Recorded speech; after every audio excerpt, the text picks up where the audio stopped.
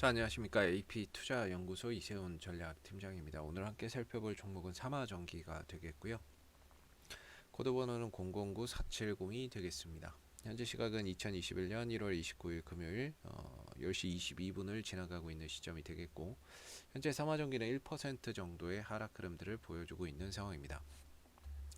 저희 채널에서 삼화전기에 대한 리뷰 영상을 올려드리고 있는데요. 이 종목이 가지고 있는 기본적인 내용, 그리고 어떤 사업을 하는지에 대한 부분들, 그리고 상승하고 하락하는 부분에 대한 이유들, 그런 흐름 속에서 만들어지는 패턴들에 대한 영상을 올려드리는 거기 때문에 제 관점이 다 맞을 수는 없겠지만 참고 영상으로 바라봐 주시면 감사하겠습니다. 자, 이 회사는 이제 사마 콘덴서 그룹의 계열사라고 보시면 되고요. 이 회사가 만들어내는 제품은 전액 콘덴서의 제조 판매 산업을 영위를 하고 있습니다. 주요 제품 전액 콘덴서, 전액 콘덴서 치평, 그다음에 이제 그린캡 이런 이제 제품들을 생산하고 있다라고 보시면 될 것 같고, 전액 콘덴서나 이런 부분들에 있어서는 사용처나 이런 부분들이 4차 산업적인 부분에서 많이 좀 사용될 수 있는 부분이라고 보시면 되거든요. 여기서도 이제 이 회사가 또 설명을 하고 있는 부분들인데, 5G 통신의 인프라 확대, 이 부분은 기존 4G에서 5G로 전환할 때 기지국이 3배에서 4배가 더 필요하다라고 하고 있죠. 거기에 따라서 이제 콘덴서의 수요나 이런 부분들도 더 늘어날 수 있다라고 이야기를 하고 있는 부분들이고, 그다음에 자동차가 또 전장화되면서 거기에 맞춰서 이 컨덴서에 대한 수요도 크게 좀 증가될 수 있다라고 이야기를 좀 해주고 있는 부분들입니다. 그래서 4차 산업의 성장과 함께 이제 콘덴서의 수요나 이런 부분들도 크게 좀 증가될 수 있는 그런 이제 요소라고 보시면 될 것 같고요. 그래서 이 회사를 이제 전기차 관련주 또는 친환경 관련주로 시장에서 좀 이렇게 알려져 있다라고 보시면 좋을 것 같습니다. 그리고 그린캡 이 부분에 대해서는 이 회사가 이제 신재생 에너지, 또 그린 뉴딜의 핵심 부품이라고 볼 수 있는 또 이런 슈퍼 커패시터, 그린캡이나 이런 것들을 또 개발한 부분들도 있죠. 이 부분은 이제 풍력용이나 풍력 또는 이제 태양광에서 사용될 수 있는 그런 이제 여지가 상당히 또 크다라고 볼 수 있기 때문에, 그런 부분에 있어서는 또 친환경 관련주로서도 부각될 수 있는 소지가 상당히 좀 큰 종목이 아닌가라고 볼 수 있을 것 같습니다. 과거에 이 회사가 좀 개발한 부품들을 한번 보시게 되면요. 이 회사가 과거에 이런 제품도 개발을 했거든요. 삼화전기, 친환경차용. 친환경차라면은 이제 우리가 흔히 말하는 전기차. 그 다음에 수소차. 이런 이제 차를 말하겠죠. 자율주행차. 이런 이제 차를 말하게 될 거고, 그 전도성 고분자 하이브리드 콘덴서를 개발했다라고 이야기를 하고 있습니다. 지난 이제 2017년도에 국내 최초로 개발을 했는데, 요거죠. 요 부품이 이제 들어간다라는 거죠. 콘덴서가.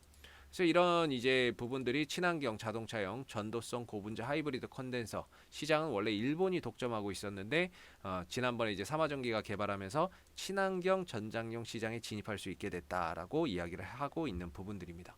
그래서 결국에는 최근에 전기차 또는 친환경차 수혜주 찾기 나서고 있는 부분들인데, 거기에 따른 또 수혜주가 삼화전기가 될 수 있다라고 보시면 될 것 같고요. 그래서 최근에 좀 올라왔죠. 그리고 또 이 회사가 전장용 고온 전도성 고분자 하이브리드 알루미늄 커패시터 및 고온 고출력 슈퍼 커패시터를 개발하고 있다. 이 부분도 현재 이제 연구가 열심히 진행 중입니다. 그리고 요거는 에너지 회생용, 요런 거는 이제 또 그린 뉴딜하고 또 맥이 맞닿아 있죠. 전장용은 또 친환경차 이런 것들하고 또 맞닿아 있고, 그런 부분에 있어서 이 요거는 이제 올해까지네요. 올해 이제 연구가 마무리가 되겠네요. 그럼 올해 연구 마무리되고 개발했다 그러면은 거기서 또 주가나 이런 부분들이 단발성으로 좀 움직일 수 있는 요소가 될 수 있을 것 같습니다. 그래서 이런 이제 사업을 영위를 하고 있다. 이렇게 보시면 좋을 것 같고요. 그 다음에 이제 삼화전기 같은 경우는 오랜 기간 주가나 이런 부분들이 하락 흐름들을 보이다가 지난 이제 코로나 사태 이후에 5월달, 6월달에 대량 거래량을 동반을 하면서 역배열에 있던 흐름을 정배열로 좀 돌려놨습니다. 그리고 나서는 주가나 이런 부분들이 안정적인 흐름들을 보이다가 힘을 모아서 박스권 상단을 강하게 좀 돌파를 해줬고, 그 이후에는 이제 전반적인 주가의 방향성 자체가 상승 흐름들로 이어지는 가운데 추세적인 이런 상승세를 계속해서 좀 그려왔었던 모습이었다라고 볼 수가 있겠죠. 다만 좀 아쉬운 거는 어제의 하락과 오늘의 또 시장의 불안감 이런 부분들로 인해서 그동안에 잘 이어왔었던 이 상승세가 좀 꺾였다라고 봐야 될 것 같거든요. 왜냐하면 기본적으로 약간 좀 급등주의 성향으로 가는데, 급등주는 기본적으로 5일선과 11선을 깨지지 않는 범위 내에서, 최대 11선을 깨지지 않는 범위 내에서 주가가 쉬더라도 11선에서 다시 힘을 받아서 갈 수 있습니다. 힘을 받아서 갈 수 있는데, 이전에 이런 흐름으로 삼화전기가 올라왔었던 모습이었죠. 그래서 5일선이 좀 깨져도 11선에서 지지받고 올라오고, 11선이 연두색선입니다. 여기서 이제 지지받고 올라오고, 근데 어제도 시장이 좀 좋지 않았고 오늘도 조금 시장이 불안한 가운데 주가나 이런 부분들이 11선과 5일선이 다 깨져버리는 이런 이제 모습들을 보여주고 있는 거죠. 그래서 아무래도 이제 11선이나 이런 것들이 이탈한 상황이라고 한다면은 가파르게 좀 이어왔던 이 상승 탄력이 다소 좀 둔화되는 뭐 이런 이제 흐름들로 가지 않겠느냐. 그렇게 된다면 어느 정도 이 상승과 이 상승에 따른 가격 조정과 기간 조정이나 이런 부분들이 좀 염려가 되는 부분이고요. 이 가격마저도 깨버린다면 그나마 이 종목이 단기적으로 이 구간에서 지지를 많이 보였던 구간인데, 이 가격마저도 깨버린다면 사실상 다음 지지 라인과의 갭이 상당히 크게 벌어져 있는 거죠. 괴리가 크게 벌어져 있다 보니까 상당히 좀 큰 가격 조정과 기간 조정이 좀 우려가 되는 부분입니다. 그래서 어느 정도 11선도 지금 깨져 있는 상황이고, 그런 상황에서 탄력이 둔화되는데 만약에 24,000원짜리까지 깨버린다면은 추가적인 이제 그런 뭐라고 해야 될까요? 가격 조정이나 기간 조정을 더 우려를 해야 된다. 이렇게 볼 수가 있겠고요. 지금은 역시나 이제 보유자분들의 영역 속에서 대응의 자리다라고 볼 수가 있겠고, 추후에 어느 정도 가격 조정이 심화된다면은 그 구간에서 이제 타이밍을 잡아볼 수 있지만, 현재는 다소 이 상승 탄력이 좀 둔화되는 가운데 24,000원마저도 깨고 내려간다면 더 이상은 이제 받쳐주는 자리가 없기 때문에 어느 정도 이제 보유자분들의 영역 속에서 대응을 좀 이어가야 되는 그런 구간에 있다라고 볼 수 있을 것 같고요. 좀 아쉽게도 이 종목이 수급적인 부분에서 메이저들의 수급이 좀 들어오지는 않습니다. 왜냐면은 시가총액이 1,600억 정도밖에 하지 않다 보니까 투신과 외국인들 쪽에서 뭔가 그렇게 가시적인 뭐 매수세나 이런 것들이 좀 들어오는 종목은 아니고요. 들어오더라도 거의 단타 정도로만 치고 빠지는 형태의 모습들을 많이 보여주죠. 그리고 이 종목이 약간은 품절주의 느낌도 좀 있긴 한데요. 품절주라고 하는 거는 이제 유통 주식 수가 많이 없는 주식을 말하거든요. 그래서 이 종목이 총 상장 주식 수가 600만 주밖에 안 돼요. 그 중에 유통되는 주식 수가 한 500만 주. 490만 주죠, 정확히는. 490만 주 정도가 되는데, 이 중에 또 한 150만 주는 또 니치코 코퍼레이션에서 보유를 하고 있기 때문에, 이렇게 따지면 한 350만 주 정도밖에 유통 물량이 없거든요. 350만 주 정도밖에 유통 물량이 없는 이런 품절주라고도 볼 수가 있을 것 같아요. 그래서 좀 시장이 좋지 않거나 시장이 좀 이렇게 방향성이 없을 때 이런 품절주들 이런 것들이 또 움직이는 경향도 있다 보니까, 혹시라도 그런 이제 품절주 쪽으로의 수급이 몰린다면 삼화전기도 뭐 그런 흐름들을 좀 탈 수도 있겠다라고 생각해 볼 수 있고요. 그다음에 이제 매출이나 이런 부분들은 한 2천억 원대, 그다음에 영업이익, 순이익, 흑자를 계속해서 이어오고 있죠. 그리고 뭐 부채 비율은 한 100%로 비교적 좀 안정적인 재무 구조를 유지하고 있다. 그리고 거기에 이제 배당 한 1% 조금 안 되는 배당도 매년 지급을 하고 있다라는 점. 그래서 배당주로서는 좀 매력은 없습니다. 배당을 많이 주는 건 아니니까. 그래서 배당주로의 매력은 없지만 흑자 경영과 뭐 안정적인 뭐 재무 구조 비율을 좀 유지하고 있다라는 점이 좀 눈에 보이는 부분이고요.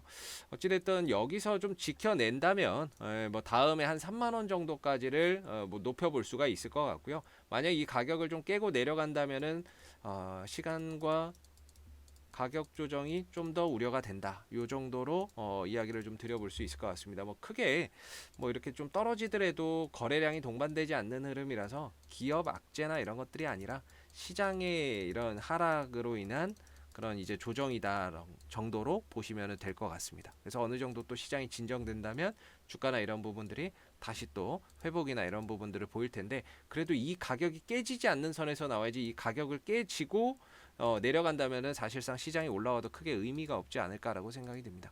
자, 앞으로도 뭐 차마전기는 이슈가 생길 때마다 계속해서 리뷰 영상 올려드리고 있으니까는요, 구독과 좋아요 한번 눌러주시고 오늘 영상은 여기서 마무리하도록 하겠습니다. 감사합니다. 그리고 무료 추천 종목을 매일매일 드리고 있습니다. 네이버에서 AP투자연구소를 검색하시게 되면 웹사이트 상단에 AP투자연구소 홈페이지 링크가 나옵니다. 클릭하시면 AP투자연구소 홈페이지로 접속하실 수 있는데요. 가운데 무료 추천 종목 카테고리에 2021년 무료 추천 종목을 클릭하시게 되면 소장님께서 매일매일 국내외 시황에 대한 실시간 브리핑과 함께 무료 추천 종목을 제공해 드리고 있습니다. 하나 눌러서 들어가 보게 되면 댓글 리딩은 아침 7시 39분에 시작이 되었고요. 그리고 무료 추천 종목을 보시기 전에 꼭 읽어보세요도 참고해서 읽어보시면 좋을 것 같습니다.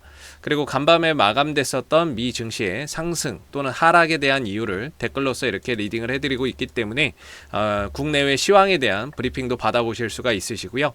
그리고 9시가 되게 되면 무료 추천 종목이 나오게 됩니다. 무료 추천 종목의 종목명, 그 다음 매수가, 그 다음에 1차 목표가, 그 다음에 손절가가 함께 제시가 되고요. 보통 2종목에서 3종목씩 매일매일 추천이 나가고 있습니다. 그래서 주가가 상승하게 되면 그 상승한 부분에 대해서도 댓글로서 리딩을 이렇게 해드리고 있고요. 반대로 또 하락하게 된다면 그 하락한 부분에 대해서도 또 댓글로서 리딩을 해드리고 있기 때문에 무료 추천 종목이 필요하신 분들은 홈페이지에 오셔서 많은 도움 받아가시면 좋겠습니다. 감사합니다.